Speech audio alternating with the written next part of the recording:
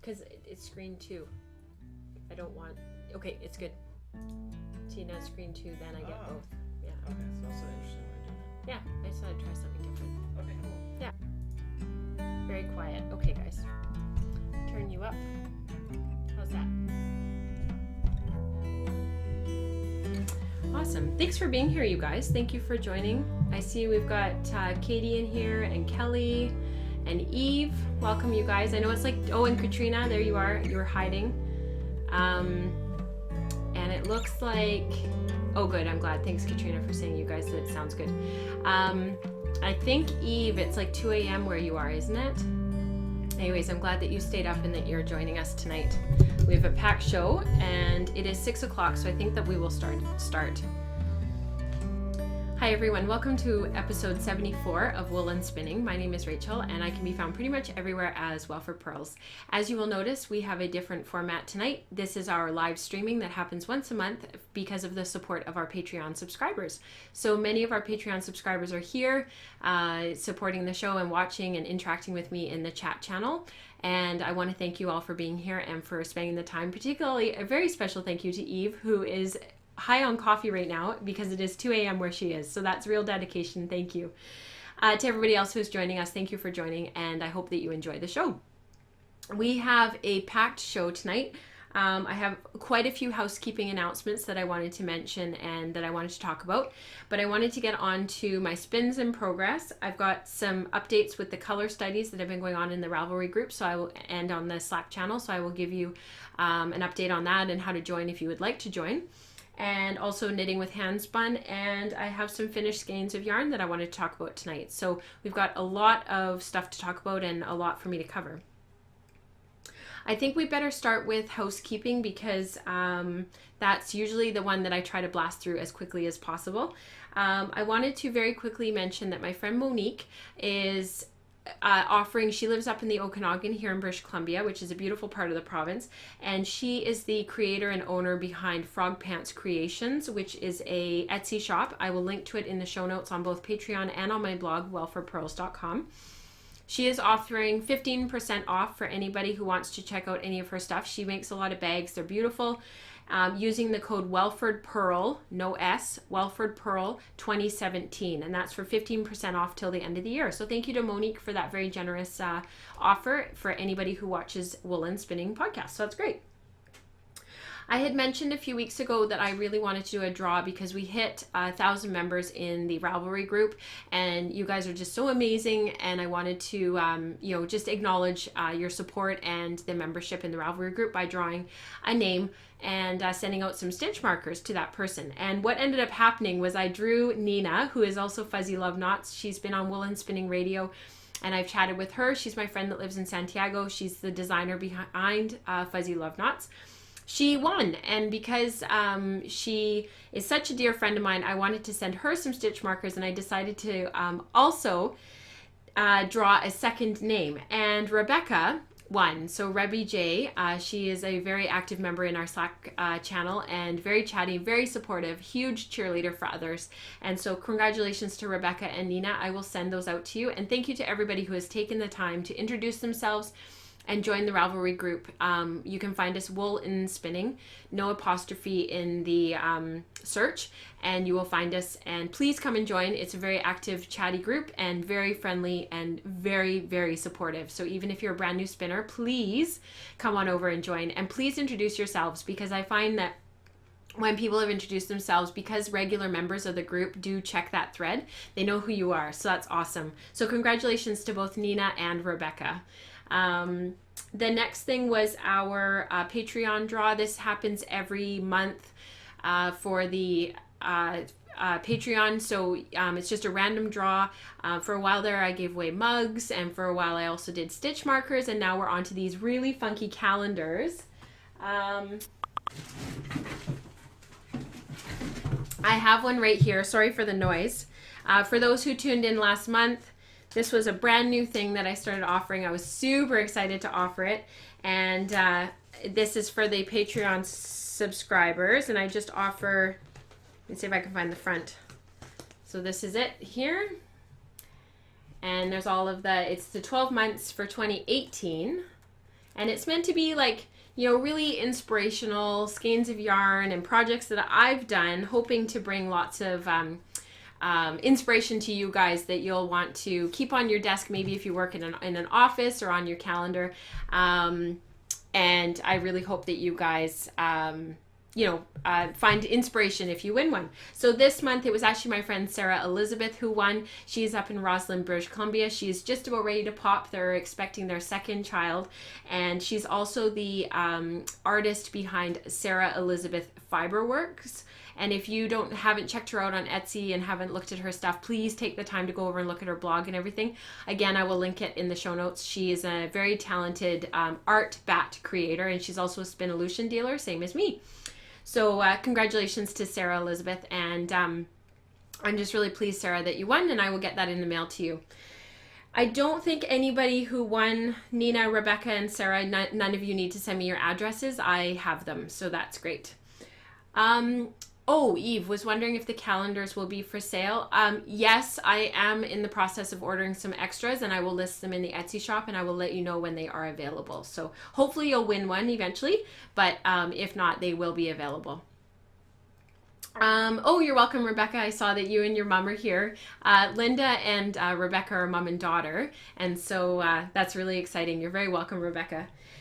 The last thing, there's two more things I wanted to very briefly chat about. I'm kind of talking quickly so we can just get through this part. The one thing, I just realized I'm not actually recording. Sorry guys, one sec here. All right, sorry about that.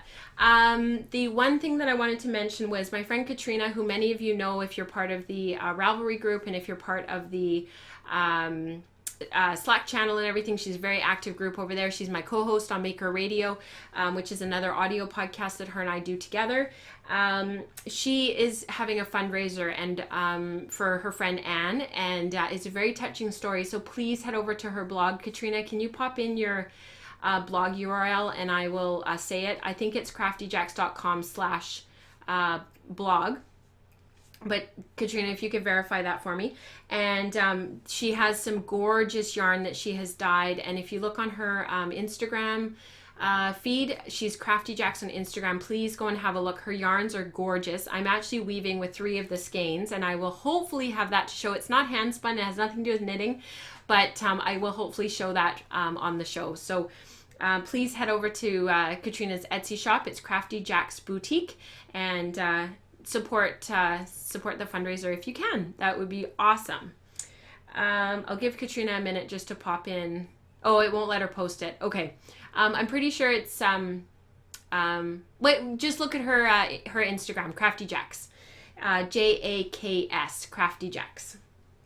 The last thing that I wanted to mention was Tour de Fleece starts in 10 days. I hope you guys are getting ready and clearing off your bobbins. I have not even started.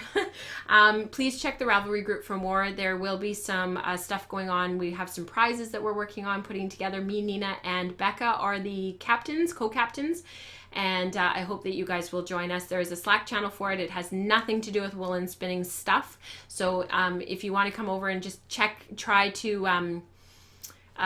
out Slack and see what it's all about. It's just a really great way of chatting that's mobile friendly for many of us who are on our mobile devices a lot and aren't able to get onto a desktop to interact quite as easily on Ravelry. So that's the reason for trying the Slack channel, and I hope you guys are willing to join us.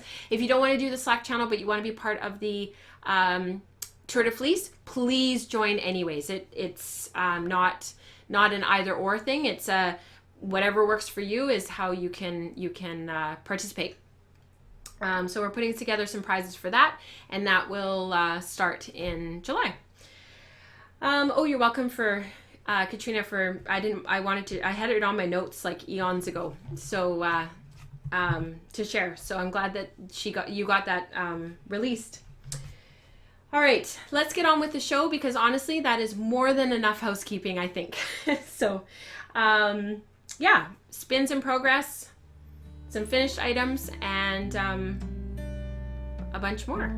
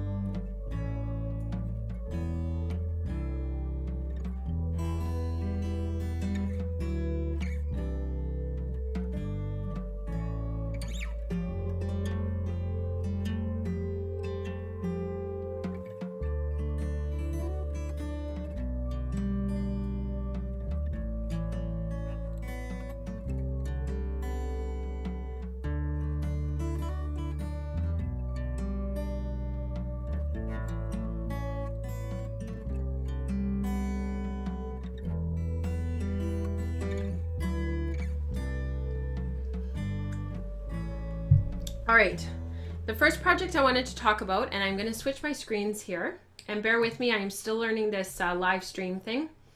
I think it's going, every week it's like better and better. So, so far so good. So, my only spin in progress right now is actually my Sweet Georgia Yarns June Club. So this month's colorway is called Glamping, which I think is hilarious, and I actually cringed when I read the name, and I hope that Felicia can laugh with me. And the only reason is because we have a little teardrop trailer. It's just tiny, and we tow it with our truck, and we don't have a very big truck, and we camp, like we are campers. And one of the reasons why I always kind of cringe when people say glamping is because yes, we have a trailer. No, we do not rough it completely because we're up and off the ground, but we cook all of our meals outside as if we were tenting, and we dress as if we're really, you know, out camping. There's no taking all of our good stuff because it gets wrecked. And whenever I see the word glamping, it always makes me cringe because while I totally appreciate where that name is coming from, it's because we're like really into the outdoors and everything. It's like, we're campers, but we have a trailer. So I hope you can laugh at me about that because it's just sort of one of those things. This colorway was inspired by some camping trips that Felicia and her friends had taken. And I think, yeah, friends and family, I think. And the colorway is absolutely gorgeous. So spoiler alert for anybody who is waiting for their Sweet Georgia colorway this month, you're going to see it. So fair warning. This was the colorway. I stripped it down 12 times. So I took the braid and I stripped it down. And this is the first bobbin. And I'm really happy with how it's turned out. I'm just going to see if I can get that to focus it really nicely. And what I did was I'm spinning it as if I were to be doing a center pull ball. So I took the first half of the braid, and there goes my bobbin, and I spun it. The first half of it is spun from this end, and then the second half I wound these in the opposite way. So I literally spun from the blue end for the first bobbin, and then for the second bobbin, every time I'm pulling out a one of these nests, I'm rewinding it and I'm spinning it from the pinky purple end. And so what that'll do is create a center pull ball. The same effect as a center pull ball. And actually I showed a friend of mine at the studio the other night when I was teaching. She was asking me what the advantages are to spinning that way. One of the things I really like about center pull balls is you only need one bobbin. So you can spin all of the singles to one bobbin, and then you can wind them off into a center pull ball. Make sure you keep your thumb inside the ball, otherwise it'll collapse and create a big mess. But when you spin from a center pull ball, you create this color. And you see how when the colors double back on themselves, they tend to create a lot more color twisting than they maybe would otherwise. So because it really jumbles up the color and it makes it, you're basically doubling the braid back on itself. So if you're ever wondering what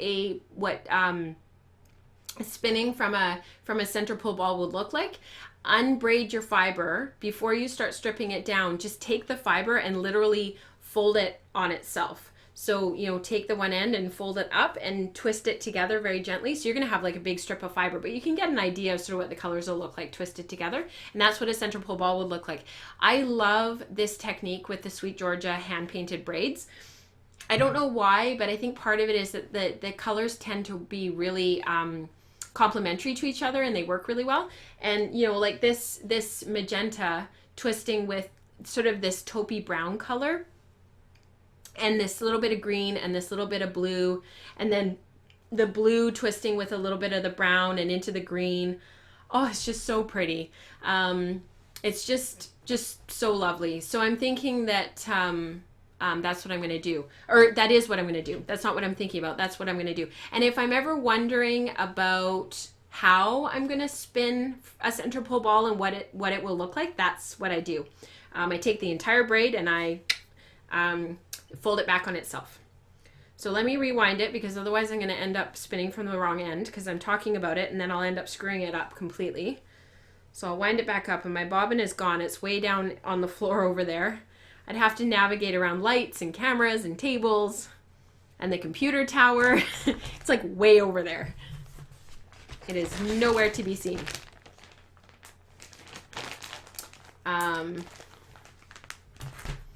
Yeah, the burgundy in that is absolutely gorgeous. It's really, really pretty. All right. Yeah, I totally agree with you guys. The colors in that are just beautiful. It's funny because Katrina saw the braid as well and she really liked it. And I still have her braid because we split the club. So we each get a braid and then one of us decides who's going to spin it and then the other one gets their braid. And it's funny because when I first saw that braid, I wasn't super keen on it. And now as I've like worked with it, I really quite love the colors. I'm spinning a heavy sport light DK. So that's sort of what I'm aiming for my finished fiber. I really wanted to talk about color studies. So color studies has been on our Gotland. And I finished this on my spindle. I'm seeing if I can get all of it into the frame. Come on. All right, so that's it there. Let me refocus. Do you guys see that square when I go to focus? Do you guys see that square? I'm really curious because it goes away right away. All right, so color studies. Color studies is something that we've been working on in the Ravelry group, and we've been looking at Gotland. We had some gray Gotland that we decided to dye, and we basically decided, oh, you guys do see the square. Okay, good to know. Thank you, Rebecca. So it was a dark gray Gotland, and Katrina dyed it in these complementary colors. And this was, I'm going to show it up on this camera because it's just easier. This was the BFL. So there was purple, green, and yellow.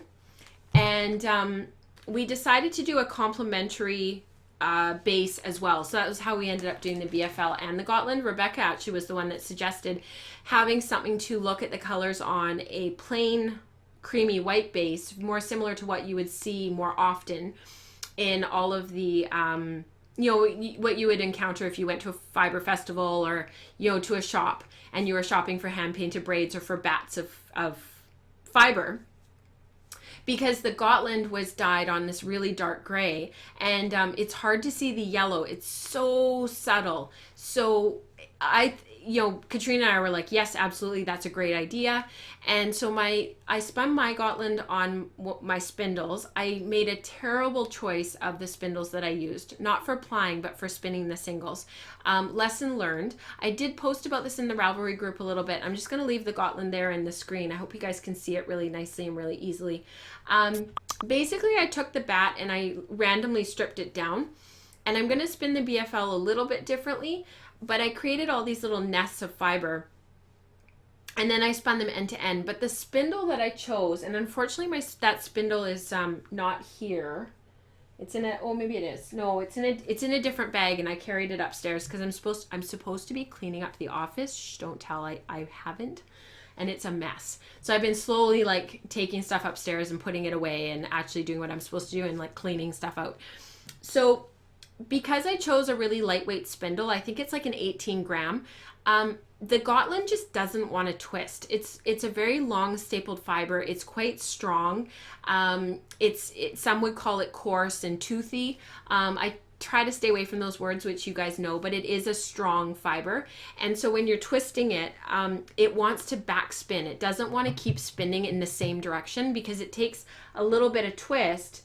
And as soon as that little bit of twist goes up into the fiber, the spindle automatically wants to go back the other way and take that extra what it perceives to be that extra twist out of it. And it's not that the spindle is thinking and like saying, oh, it's too much twist, I'm going to take it out. It's more that the fiber just doesn't want to take a lot of twist. The fiber resists taking a lot of twist. This fiber would really make some lovely boucle because it wants to curl on itself and it wants to make these big loops. It doesn't really want to take twist like you would think like merino wants to take twist. It wants to stay long and loopy and it doesn't bend. So it's a really interesting fiber because it takes the twist, but if you put too much twist into it, of course it turns into rope. So I tried to keep the twist low. I tried to keep it to the point where it was just more than just holding it together, but tight enough that when it did a ply back test, it was quite tight, so that when I went to ply it, I kept the twist angle really gentle. And actually it's quite soft. I'm kind of surprised. And it has a nice, I'll just unskein it. It has a really nice feel to it. Like it's got a nice, it's not springy or bouncy or anything, but it's got a nice, I don't know. It's got a halo. The twist angle is quite nice. It's quite severe, actually, if I'm being totally honest. It's a severe twist angle compared to what I was sort of originally going for. I think it's a heavy fingering, light sport. I haven't sampled with it yet. I was actually really hoping that by today I would have a knitted swatch, but I'm hoping next week I will. And I just spun it randomly so that all the colors would mix up together. I really liked one of the samples that Rebecca had made, and I really liked one of the samples that Becca had made. So I'm hoping. Okay, random fact. I have to stop here for just a sec because we have a Rebecca in the group who lives in Iqaluit in Nunavut, which is in northern Canada, way up in the Arctic Circle, and we have a Becca who lives in Glasgow in Scotland. And I've gotten to be good friends with both of them. And I was supposed to be a Rebecca. So there's all these Rebeccas. It's just funny to me. And it's funny because Rebecca and Becca spell their Rebecca differently. So random fact.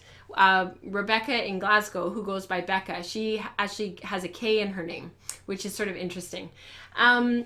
So if I get you two mixed up, I'm really sorry. You guys know that I know who I'm talking about, but I get confused.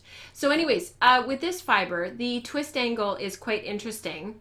The twist angle is about, I don't know. Let's check.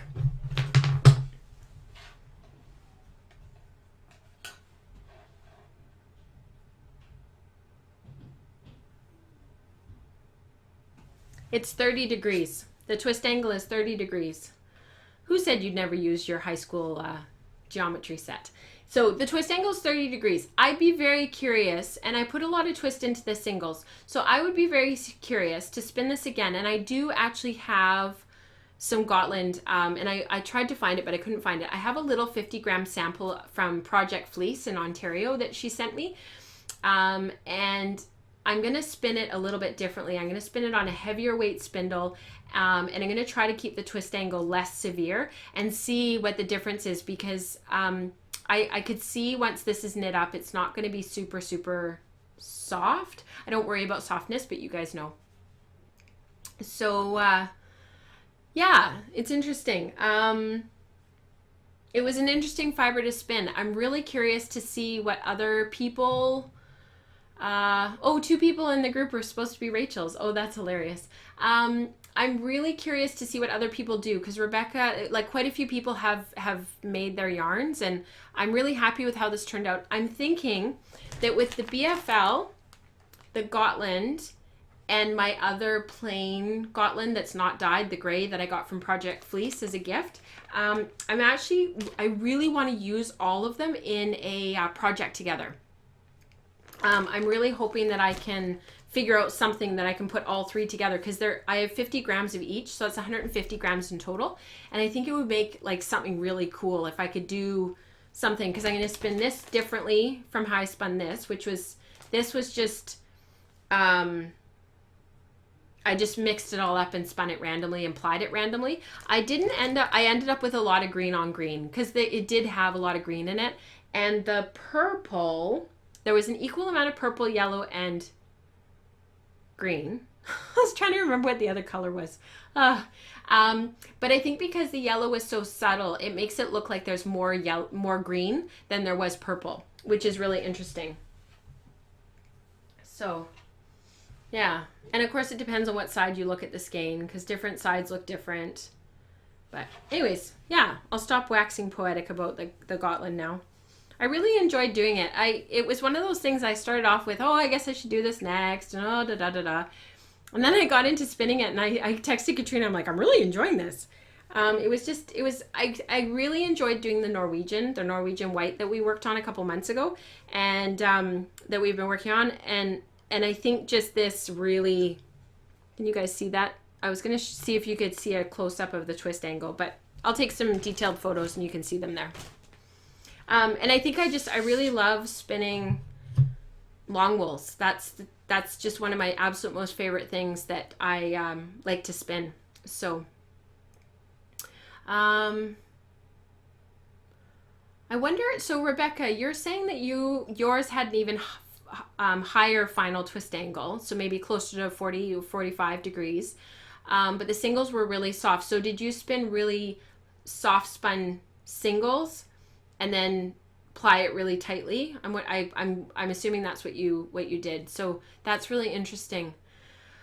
Because this, I tried to balance the singles and the plying. Like usually I do a higher twist singles, lower twist ply, or vice versa. And with this, I kept them really balanced. So I would love to be able to see the two skeins side by side. Wouldn't that be awesome? If only we could do that. So if you could move down from Iqaluit down here to just outside of Vancouver. I'm kidding. Yes, so yes, soft spun singles, tighter ply, and then so she's gonna put them on Slack later. For those who are interested, head over to Slack and we'll continue the conversation about our color study over there. So I'm gonna move on to my hand spun knitting, and you guys will be very proud of me. I finished my socks. Da, da, da, da. I am so happy with them. Just gonna see if I can zoom out a little bit for you. Sorry for the movement on the camera here. So they're finished. I'm so happy with them. So I lengthened the ribbing, and I added an extra 1.5 inches to the ribbing. So when I had shown them to you, they were about 1 inch of ribbing, and I added 1.5 inches. So they're 2.5 inches of ribbing. The Fish Lips Kiss heel, you don't start the patterning on the back of the heel for 1 inch. So after you finish all these short rows in here, you actually work on the back of the sock for 1 inch before you start any texturing. You can start it on the front of the sock, but you don't start it on the back. So I worked 1 inch of stockinette, and then I started the ribbing. So there's actually 2 inches of ribbing on the back of the sock, and then 2.5 inches on the front of the sock. So these are the Fish Lips Kiss heel, for those who know. There's actually a note on her Ravelry projects page. I don't know if I've mentioned this before, but she's been fighting breast cancer. So the pattern is only $1 to buy, and it supports her treatment for her medical costs and stuff. So if you are interested or even remotely interested in the pattern, I encourage you to go over and purchase it. It's only $1. And I've made this pattern, I don't even know how many times now. I need to go back and count, because I think I'm getting close to like 10 or 12 times that I've made this pattern. Because I have 2 socks sitting here that are Fish Lips Kiss heel that I can only flash because I can't talk about them and show them to you. And I have another pair that are out there that I just made that are a secret that Katrina's taking to Anwig this weekend, which is in Victoria. It's a Northwest Weavers conference, which is this weekend. I'm taking a big pre-conference course next week, a 3-day workshop on eco-fibers, eco-based ancient fibers. So we're going to be spinning linen, flax, cotton, and then we're going to be dyeing it all. I'm so excited. We're going to spin avocado and coconut. There's a whole bunch of weird ones. Anyways, look forward to next episode, because I'll talk about it and have a debrief of it. Katrina's going to be vending. My friend Diana is teaching. It's going to be awesome. Anyways, we're camping, glamping. So these are Smith & U Superwash BFL. It was pencil roving. I've talked extensively about how I spun this and what I liked and didn't like about them. In the knitted socks, I think you guys will agree, they turned out absolutely beautifully. I still kind of refer to them as my Fugly socks, just because they kind of ended up being a bit of a labor of love with the colors. I still wish that I had not split that pencil roving. I wish I had left it and just spun it end to end. Because you can see in the toe here how the purple isn't really super concentrated and super saturated, and yet in this toe it is super bright. It's because the part of the pencil roving that was split, one side was really super dark purple, one side was a bit lighter, had a little bit more white, and then of course, you know, when you split it, the purple in that section was of course spun up lighter, and the purple in this section spun up darker. So, which is really interesting. I'm surprised how matchy they are. They turned out really well in terms of like two matching pairs of socks. They definitely look like they go together. And I don't know if you guys remember, but I spun 2 skeins, and I was going to knit from one sock one skein and then knit my second sock with my second skein. I'm actually going to knit a whole second pair of socks, because this is from one skein. This is one of those 2 sock skeins. So that's awesome. So these used about 200 yards of yarn for the 2 pairs. And I knit them on 2.25 millimeter needles. Does anybody know what that is in the US sizing? 2.25 millimeter needles are, can you guys beat me?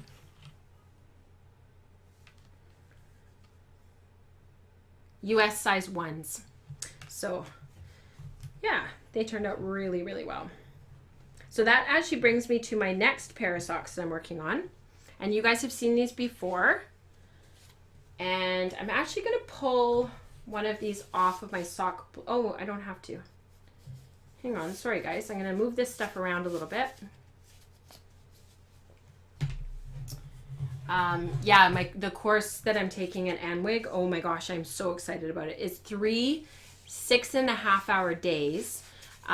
We do dyeing and spinning. I'm a little bit nervous about about which wheel to take, because they're eco fibers, like ancient fibers. It's an eco-based ancient fibers course. So it's looking at all of the fibers that they would have spun when they were first exploring how to make yarn and fabric. And so like I said, like linen, thistle, that kind of stuff, flax. And you need quite a wide variety of, this is where having multiple spinning wheels is really difficult, because in a lot of ways, like, you need a spinning wheel that can do a lot of different things. But then on the other hand, what are you going to spin the most of? Like, what are you going to do the most of?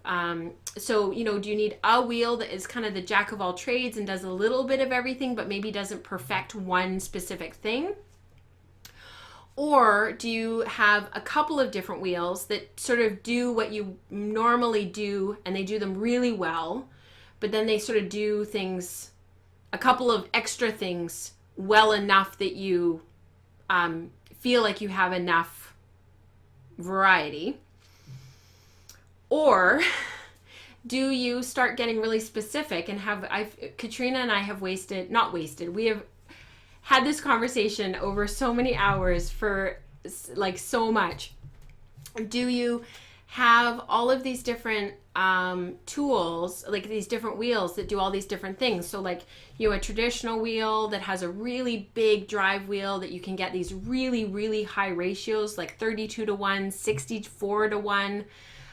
So you can get tons and tons of twists, and then you can spin cotton and cashmere and yak and camel and muskox and quiviet. And then you don't need, and then, you have another wheel that's, got a really small drive wheel that has ratios that are more like, 4-to-1, 2-to-1, 3-to-1, that goes really super slow for all of your art yarn and textured yarn with these massive bobbins, kind of like the Ashford Country. The Ashford Country spinner is like on a frame, and the wheel sits inside, and it only has one ratio, and it's like this massive ratio, and it's an Irish tension, so it's a bobbin led system. Or do you stick with a lot of the wheels like all of us have, the Lendrum, the Matchless, the Sidekick, the Ladybug, any of the sort of mid-range Spinolution wheels, so the Echo, any of the B wheels. There's so many wheels on the market, and like all these different wheels do different things. The Magic Craft wheels, they have their sort of niche. because Magicraft wheels do tend to be really fast. They tend to, because you're doing heel toe, you're doing this true heel toe motion. And so you tend to be able to get them going really fast. There's just so many options. And, doing this workshop has really got me thinking, like, if I really want to start spinning more cotton or cotton wool blends, and, I really have to treadle a lot and keep my hands really slow to spin cotton to get that twist up into the yarn. So it'd be nice to be able to, because I'm a naturally slow treadler. So I tend to, like, if I go onto autopilot, my feet tend to go do, do, do, like I'm really slow. And then, like, Katrina will be sitting next to me and she's like, and that's her default. Like, she doesn't, when she kind of, goes onto autopilot, her feet stay really super fast and mine get slower and slower and slower. So I need all of those, like, big ratios, the 22 to 1, 24 to 1, 32 to 1. So these are the things that I think about. These are the things that keep me up at night. So on that note, talking about twist, these are 100% superwash. And they are, I had speckle dyed these back in 2014 in November. And this is how the speckle dyeing turned out. So at some point in the show, I will flash, when it gets uploaded to YouTube, I will flash what this looked like in the braid. I have shown you this braid before. Oh, good. I'm not alone. So they are so kind, you guys. You guys are all saying, you're all saying that these are the things that keep you up at night too. I laugh because, we're all so crazy. So, in a good way. This was the yarn, and I've shown the braid of fiber that I dyed lots of times, but basically what ended up happening when I spun it was all of that speckling, as it got drafted out, it became long lengths of fiber, and long lengths of color. And I made a traditional 3-ply. So I divided the braid into three, and I spun to 3 bobbins, and I ended up with these really long lengths of fiber of color. And then I did Navajo ply or chain ply the last little bit. The sun is shining in and it's just beautiful, and I don't want to close the blind because it's just gorgeous. So that's what the skein that's chain plied looks like. And it's really the areas that were speckle dyed, which was mostly the blue and that really crazy yellowy green neon color. Those were the specks of fiber of dye that I sprinkled on. And when you chain ply them, of course, it keeps it all together, which is really cool. And then in the socks, it creates this really lovely texturing and heathering, but overall very analogous sock. And I've shown these before, but this is now finished. And I have also finished the heel. Eve, do you want me to zoom in on the sock itself? I can do that if you want me to. Is it the sock you want me to zoom in on? I'll just wait for her to answer, and I'll show you my second one. So my second sock is, I just turned the heel this afternoon, and so that's turned, and I'm just working my way up the leg now, I guess. So I didn't make these quite as long as I usually make my socks, and the only reason is because they're going to be they're a little bit thick. Eve also asked if about the superwash. Now that I've changed over to it, how am I finding it? I'm not really hard on my socks, so I am finding that they're wearing really well. These are quite swooshy. You guys know how I feel about superwash. I'm really not a big fan. The problem is that we've got 2 big dogs. They shed a lot. We've got big golden retrievers. And yes, I can totally zoom in for you, Eve. And they shed a lot. They bring a lot of dirt in.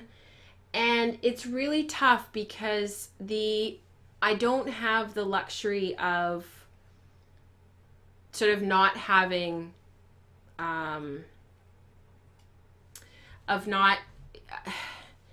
being able to wash my socks basically. I have a whole bunch of Suffolk from my friend Margaret that's out in the garage, and actually one of my goals this summer is to actually spin up as much Suffolk as I possibly can. I'm going to spin it long draw and spin it really thin and ply up a ton of 3-ply, and then I'm going to dye it afterwards because there's a couple of techniques that I'd really like to learn, and I'm hoping that once it's spun that I can take it over to Katrina. And I haven't talked to Katrina about this, so she might yell no over the chat channel, but hopefully not. I really would like to spin up as much Suffolk as I can, a whole bunch of different 3-ply, and then I'd like to learn a couple of different dyeing techniques just from my own understanding how some of these techniques work, and dye up a whole bunch of it. And then I'll have a whole bunch of yarn to knit over the course of the winter that's not superwash, but yarn that can go in the washer and dryer. We do want to replace our washer and dryer as quickly as soon-ish in the next year or two, and I'm really looking forward to hopefully being able to have a washer that could take wool, because there are some new ones on the market that you can put wool into, particularly the down breeds, so there's even less chance of it felting, even less chance of it being agitated. And Katrina actually has the washer that I want, and I'm really hoping that I will be able to end my career of spinning and knitting superwash socks, because my hands, if I don't really rinse the yarn well after dyeing, and if I don't really if I have to work with it dyed, the undyed fiber, I don't know why, but I get these weird rashes on my palms, which is really weird. So yeah, it's very strange. I don't know what that's all about. There's something on it that irritates my skin, and I'm not super sensitive. I used to be, but I'm not anymore. So it's a bit odd. So anyway, so those are my superwash socks, and yeah. I'm just catching up on what you guys are saying. It's funny. Linda said that it looks like it's underplied. It's actually funny. It's actually not. The twist angle is 45 degrees, but I have found that this outer part of the ball, as it's relaxed and the longer that I've left it sitting, it's relaxed. Like I almost need to put it through again to tighten it up again, which is really strange. And yet the knitted fabric that it's making is quite dense and quite tight, which is interesting. So it'll be really interesting to see how well these wear. Because they are a bit thicker than I normally knit. So sorry for the shake there. So anyways, I know Katrina loves her washer and dryer, and I covet her washer and dryer. Isn't that ridiculous? One day we'll get there. The reason why we have a terrible washer and dryer, terrible. And it was here when we bought the house 8 years ago. And I've hated them since the day we got them, because they were refurbished, so they're not great, and really poor quality, and we've had to have some work done on them and stuff because they're not very good. And but we want to reno the area that they're in, so we can't sell them until we reno that area. So probably way more information than you guys need, but there you go. Rebecca says I should take my hand knits to Katrina's house to wash them. I totally should. I don't know what Eric would say, but I totally should. That's hilarious. All right. Last project that I wanted to talk about tonight. I have a lot to talk about tonight. This is why I wanted to go down to recording the show twice a month over the summer, because I've been working on stuff, but very slowly. So this is, I like having really packed shows and lots to share with you guys. So it's nice to do that. All right. Finished skeins. Last thing. I have some finished yarn to show you. Sorry for the square again. All right. So you guys saw this on the thumbnail of the show when you first tuned in. This is my combo yarn from the Combo Spin Sal Cal that's been going on online. It's been going on for quite a number of months now. I was going to do this as my Zero to Hero this year. I don't think that I will get it finished. This is the first 8 ounces, and the colors are pretty incredible. Thank you, you guys. Thank you for the kind words. I took 4 braids of fiber. I've shown them on the podcast before, and I combo spun them together. So there are 2 braids of Nest in here, Nest Fiber Studios. They were club colorways. One was Wabi Sabi and the other one I have no idea. I do have the bags around here somewhere, and I do need to figure out what the colorways were when I when I slow down and figure out what I spun. And I also have a braid of Hello Yarn in here, which was it was called Anne, and it was part of a completely twisted and arbitrary. I have a piece of like fiber right in my eye. Oh, it's gone. Good. It was part of a completely twisted and arbitrary spin along that was from like 2 or 3 years ago. I was totally coveting the braid and keeping it and saving it because I felt like it was really special, and I didn't want to risk not having it, and I didn't want to risk it being wrecked. And when I was going through my stash to decide what colors I wanted to spin, I kept going back to it because it worked so well with the Nest colors. And I'm really glad that I threw it in. It was Falkland. And then I also, the 2 Nest Fiber Studios were BFL. And I also included a 4-ounce braid of created by LCB, and it was Targi. The colors worked really well, partially just because they're very, they just worked really well together. One of the things that I really like about the yarn is that the browns and the teal and the yellow really set each other off, and they really, I think there's a lot of movement in the skein and a lot of depth and texture and interest. I have to say though, spinning it was a nightmare. I'm really interested. So I've been following along with the Combo Spin Salcal stuff on Ravelry and Instagram quite closely because I was really interested. It was a spin along that was started by Interweave Knits. It originally popped up on the Passionate Knitter podcast. Teresa's based in Germany. And it was really interesting because she had sort of, said that this was a technique that everybody in Europe does, particularly in Germany, and that it was, sorry for the banging, the kids are going outside. And particularly, it's really interesting with all the different braids and who cares what the base is, just throw them all in and spin them up. And I really appreciate the technique. I think it's a great technique, especially for stash diving, for getting stuff out of your stash. If you've got some stuff that's similar, we tend to be drawn to very similar colors. We tend to buy the same stuff. And so the idea was to try to get through your stash and use the stuff up by combining it together, and then you'd have a sweater's quantity of yarn. The problem that I ran into is I'm a pretty fast spinner, and I used short backwards draw for this, and I've been trying to work with flipping my hands over and switching my dominant hand over, and I'll talk about that next show. I don't want to get into it tonight because it's getting a bit late. What drove me crazy about this spin was constantly switching between the Falkland and the BFL and the Targi. It was so frustrating. So you'd pick up a thing of fiber, a length of it, you'd be ready to spin, you'd spin, because you've only got lengths of fiber that are like yay big. Like they're probably only about 1/2 meter long, because you split the braids up according to how Teresa tells you to, and then you spin it all and you mix it all up in the bag. And so when you reach into the bag, you don't really know what you're pulling out. Constantly switching between, this is only 2 braids here, like this is only 8 ounces, it won't be enough for a sweater. I'd have to spin the other 8 ounces to have enough for a really big project. I'm not interested in making a sweater out of this because it's stripes and I don't want to go there. So you're in a rhythm of spinning, and then you go into your bag and you pick out a different braid of, the next length of wool. I'm reaching for words. I can't think of what I'm trying to say.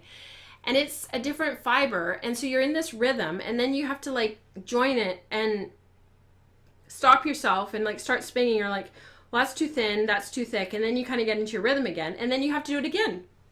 So this yarn is thick and thin. It's not super even compared to what I normally would like in my yarns. This hank that I'm holding is not washed yet. This is, and it puffed up really beautifully, and it's not quite so inconsistent. Because again, Targhee, once it's washed, Falkland, once it's washed, they really bloom. And they really puff up. So it ended up being quite even. Whereas the one that's unwashed, which is this one, is still a bit thick and thin in places because it hasn't puffed up and set in the wash yet. Whereas this one up here is a little bit more even because it puffed up. I just don't... If I were to do... I'm not sure I would do this type of spinning again. Like I said, I have another 8 ounces to spin to finish the project. I'm not sure I'm going to do it. It's all separate still. I haven't mixed it all up yet. I'm actually really tempted to spin each of the braids separately. So I have 2 ounces left of each fiber. I'm actually really tempted to spin each and do a center pull ball and so that I will have 4 skeins of the base fiber. And then I can do something with them along with this and do one big project. Because I have actually already sampled this fiber and I'm not going to show them to you. Sorry guys.